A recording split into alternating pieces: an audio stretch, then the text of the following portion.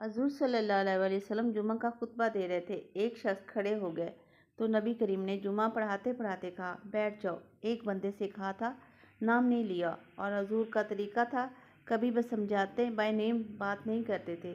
متعلق لوگوں کو کیا ہو گیا؟ اس ایک بندے سے کہا تھا، بیٹھ جاؤ۔ ایک ذرا اس کونے میں تھے، مسجد کی گلی میں تھے، ان کے کانوں میں آواز گئی، بیٹھ جاؤ، وہ وہیں بیٹھ گئے۔